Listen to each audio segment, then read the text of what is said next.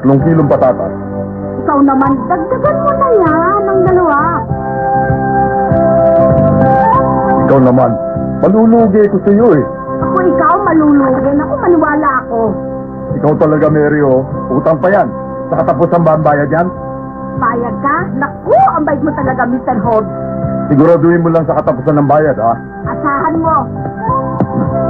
Salamat po. Babalik po kayo, ha? Pwede ikaw talaga. Nakinis ka ba, ha?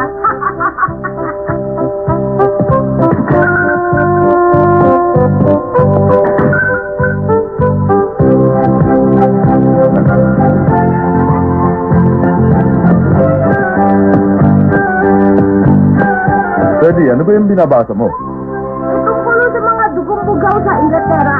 Dugong bugaw? Oo, tignan niyo. Ang daming litrato ng mga taong dugong bugaw. Oh, Dugong bugaw? Masyado sila maarte. Mga hambog. Tignan mo nga.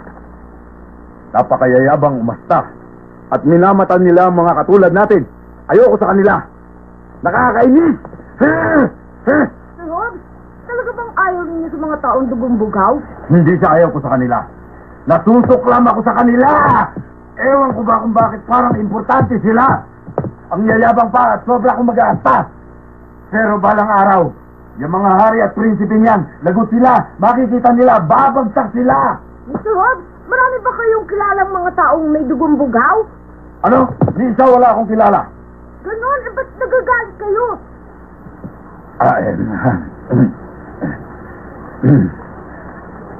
Baka gusto mo ng mansanas. Salamat to. Sarap nito. Minsan, nakakita ko ng dugong bugaw sa harap ng isang hotel.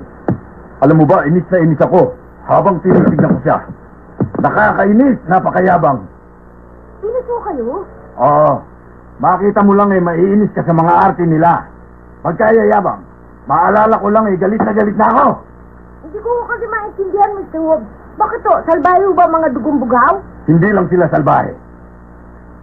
Kung papasok sila dito sa tindahan ko, hindi ko sila pauupin kahit dyan sa barilis na yan. Yung mga prinsipe niyan, hindi makakaupo dito sa tindahan ko kahit saan dito. Kung maaari lang, hindi ko sila papapasukin dito sa tindahan ko. Kahit anong mangyari, hindi sila makakapasok dito.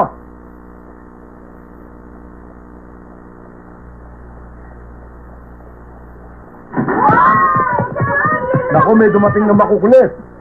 Ito naman si Mr. Hobbs, hindi kami makulit. Siguro hindi kami kasimbay si Sadie na sinasabi ninyo. Pero hindi kami makukulit. O wala, pabihira.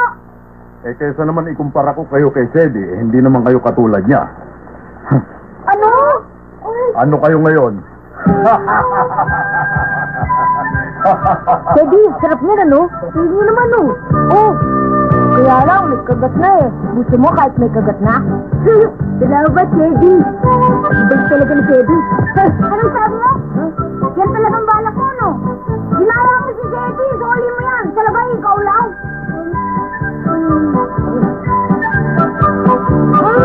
Kagat-kagat na lang, di ba? Mas masarap yun. Kagat-kagat. Okay. Hoy kayo, huwag niyo na nagawa si Sadie. Halika kayo at kumuha kayo dito. Sige-sigitan na kayo ng manzana.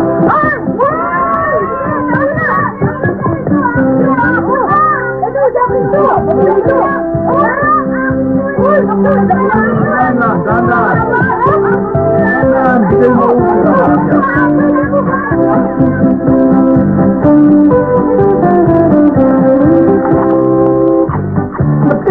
Sana nandito si Eric. Kumusta na kaya yung mami niya? Magaling na kaya siya ngayon? Eh, sabi ng mami ko, mabuti na raw walagay. Pero, sana nandito yung daddy niya, no? Para masaya na sila, wala nang problema, no? Yun ang nakakatuwa. Teka, di ba yun ang daddy mo, Teddy, yung kausap na isa mama? Yun ang talagang kailangan mangyari, Mr. James. Daddy! Dad! Daddy! Ako pa ang anak niya.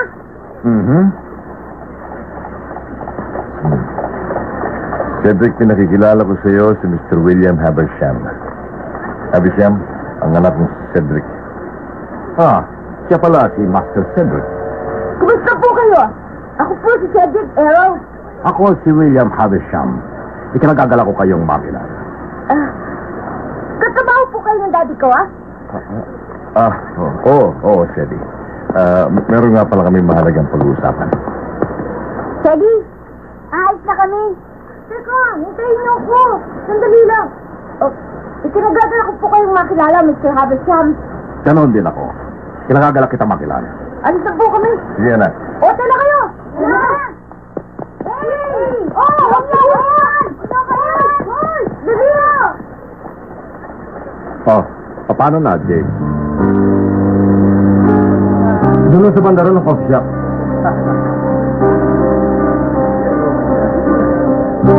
Sabi siya, paano ang aking asawa at ang aking anak? Kapitan James, huwag niyo naman akong bigyan ng problema. Mag-isa kayong pinauuwi ng konde. Ngunit ako may pamilya na, Habi Siyam. Anong mangyayari sa kanila? Kaya ng utos niya, isang ticket lamang ang binili ko. Uuwi na ako bukas na Inglaterra. Ako'y nag-aalala para sa aking ama. Nakikiusap ako, huwag din ang bigyan ng alalahanin ng konde. Siya'y may malubhang karamdaman. Kaya utang na loob, Kapitan. Huwag niyo nang bigyan ng alalahanin pa ang mahal na konde. Pag-isipan niyong mabuti, Kapitan. Ginagawa ko ito alang-alang sa inyong ama. Hindi ako magpupunta sa Inglaterra na hindi kasama ang aking anak at ang aking asawa, Havisham. Ito ang aking kondisyon. Kailangan kasama ko silang dalawa sa aking pag-uwi.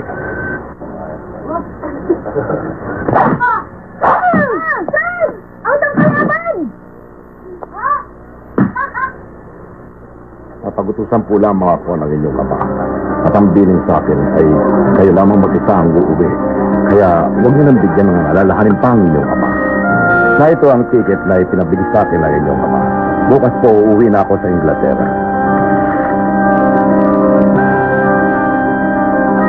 Nakikiusap po ako sa inyo at ipansin. Kayo na lamang pong mag-isa ang umuwi at huwag nyo nang bigyan ng dagdag na alalahanin pa ang inyong mahal na ama. At huwag nang lumalang kanyang karamdaman.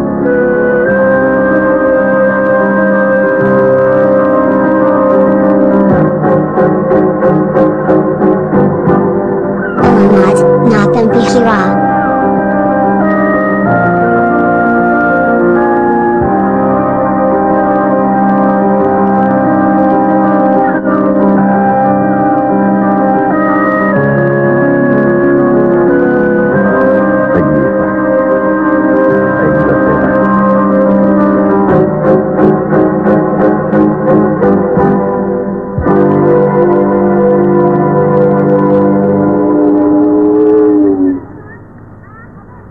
Kumusta ka na, Faye? Ano na ang pakiramdam mo? Bumaba ng lagnat ko. Mas mabuti na ang pakiramdam ko ngayon. Napakalaki ng naging tulong ni Ceddy. Oo nga. Napakabait talaga sa atin ang pamilya ng mga Errol. Malaking naitulong nila sa atin.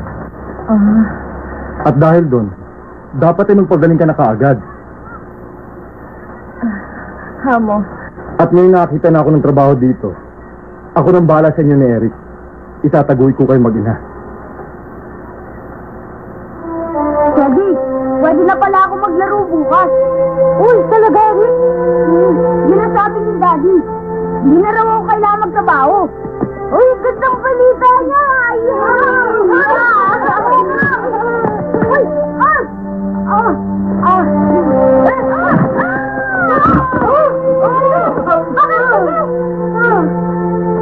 Nabigla lang ako kaya ako nahulog.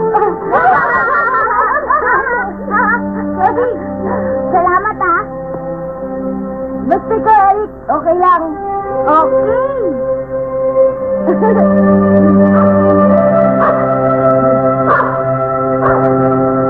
Sabi pa ni Eric, Mami, hindi na daw magsusirap ko ng daddy niya. Kasi nakakita na raw ng ibang trabaho dito ang daddy niya. Talaga? Mabuti yun. Salamat naman kung gano'n. Oh! Honey, eto na kape mo.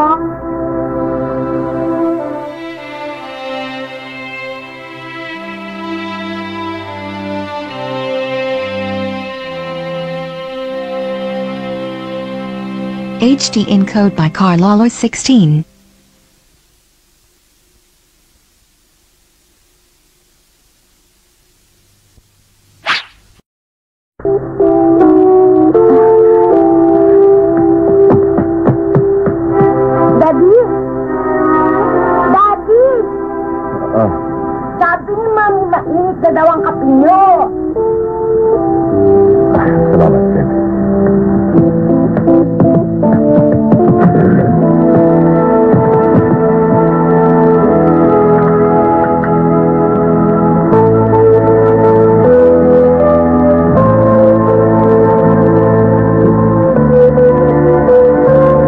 Sedi?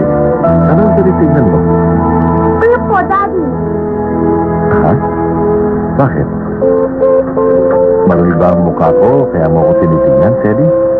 Dear, kaya nagtataka si Teddy dahil sa mga kilos mo.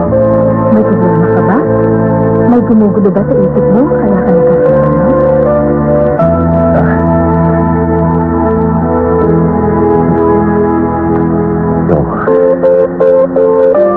Teddy, panahon na para malaman mo, anak. Kayo mo nga naman, ang laki-laki mo na ngayon. Alam mo bang sa Inglaterra ako pinanganak? Opo. Pinanganak ako sa isang napakagandang lugar. Maraming punong matataas. Madahon. Parang mga gintong sibat ng mga tangkay kapag naaarawan sa hapon. At marami ring usang gumagala. Napakaganda ng lugar na yon. Ang mama ko, namatay siya nung kasing tanda mo ako, Sedi. Kasing tanda mo ako noon, Dad. Patapos na noon ang taglamig at papasok naman ang spring.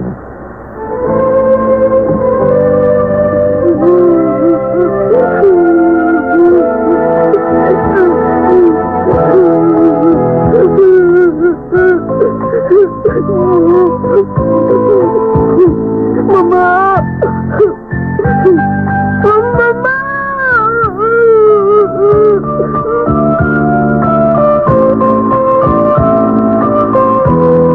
Malungkot na malungkot ako dahil mahal na mahal ko si Mama. Pero alam mo, Sedi, napakahirap na buhay sa kanyang.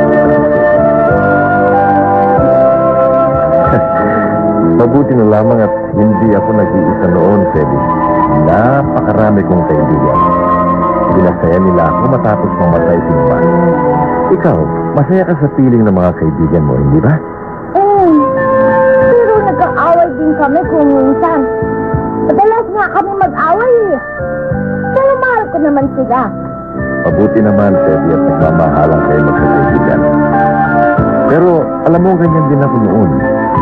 Isa pa, mabait ang aking kapatid na lalaki. Kapag malungkot ako, pinasasaya niya ako.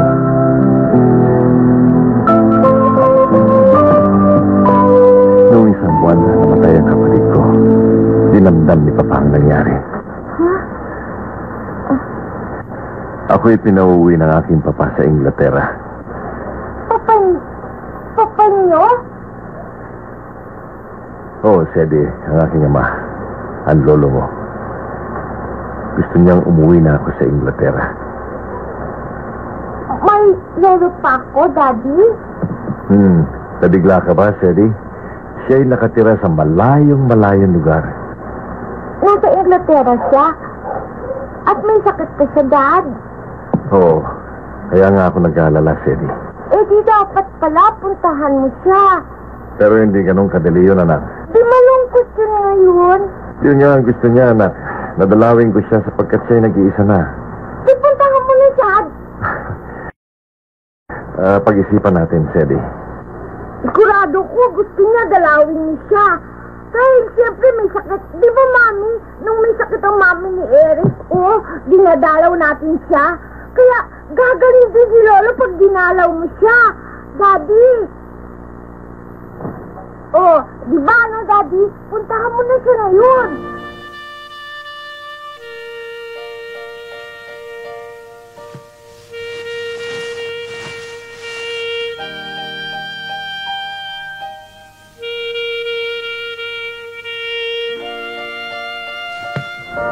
Tama si Sedi. Dapat kong dalawin si Papa. Dapat umuwi ako agad sa Inglaterra. Bakit hindi ka pumunta kung kinakailangan? Pwede ba?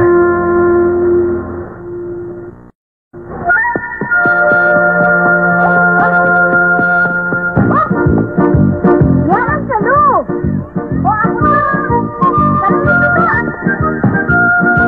Encoded by Carlo Loy 16.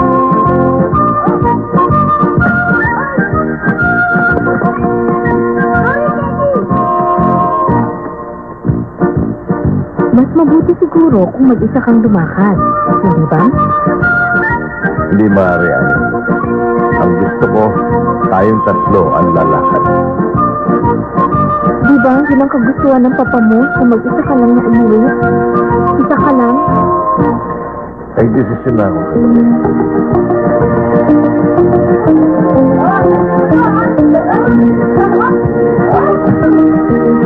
Tayong tatlo ang lalakad. Sama-sama tayong pupunta sa Inglaterra. Pero iisa lang ang ticket mo sa vapor. Huwag mong problemahin yun. Ako ang bahala doon. Huwag na natin pag-usapan pa. Tayong tatlo ang dadalaw kay Papa. Pagkatapos, dadalawin natin ang libingan ng ating kapatid.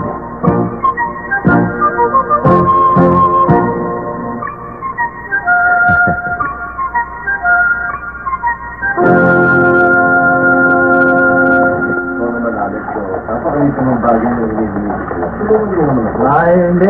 Maureen, Ha? mukhang nag-aaway na naman si Boss James at si Boss Alex. Ano kaya pinag-aawayan nila? Oo nga, no. Baka nagpapaliwanagan lang silang dalawa, kaya ganoon. Di ba? Anong gusto mo mangyari sa akin, James? Kailangan kita rito. Huwag mo akong bigyan ng problema. Nag-iisa ako rito eh. Ano ka ba? Nakikiusap lang naman ako sa iyo, Alex eh. Unawain mo naman ang nangyari. Pabalihin mo naman ako kahit kaunti lang. Alex, yun na naman. Kailangan. Hindi pwede. Alam mo namang hindi pwede yung magpabali sa mga empleyado natin, hindi ba? Alam mo ang patakaran natin. Oo, alam ko. fb.com/Olamat-Nathan-Bihira. Saan mo ba gagamitin ang pera na kailangan mo? Pupunta ako sa Inglaterra eh. Ano? Inglaterra? May dahilan ako kaya kailangan akong pumunta sa Inglaterra na kasama ko si Annie at si Sedi. Sama mo si Annie at si Sedi? Oo, kaya nagmamakaawa ako, Alex. Hindi. Sabi pwede eh. Alex. Wala na tayong dapat ang pag-usapan. Tapos na usapan. Alex, nagmamakaawa ako.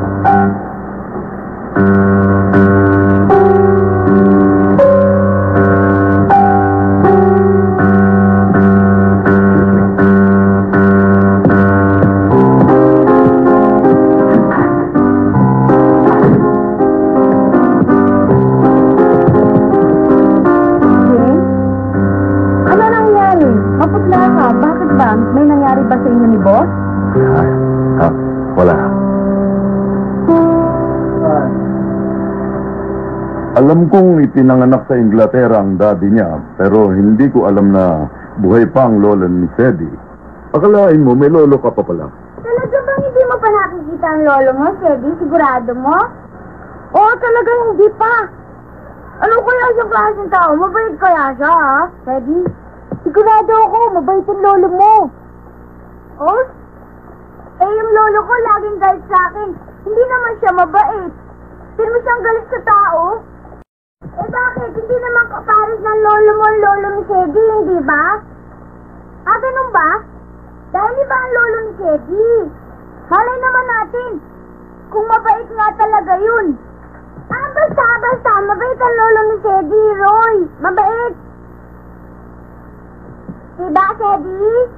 Oo, alam ko. Mabait ang lolo ko. Mabait. Paano mo nalaman? Di mo pa siya nakita. Kasi papa siya ng daddy ko. Oo, kasi papa siya ng daddy mo, hindi ba, Sedi? Talaga sigurong mabait ang lolo mo, Sedi. Kailan ba ang punta nyo sa Inglaterra? Aalis na daw kami, basta naka-impake na kami.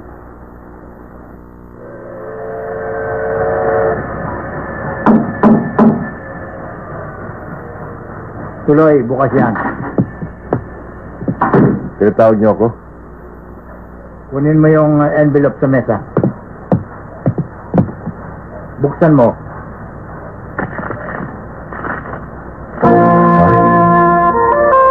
Alex?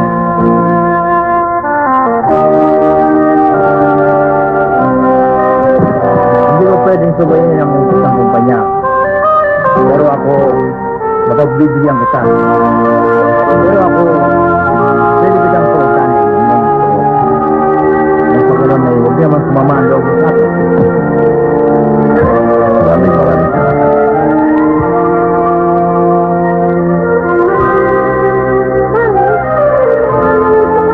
Lolo, kayo. Siyempre. At ikaw, gusto ka rin yung nakilala.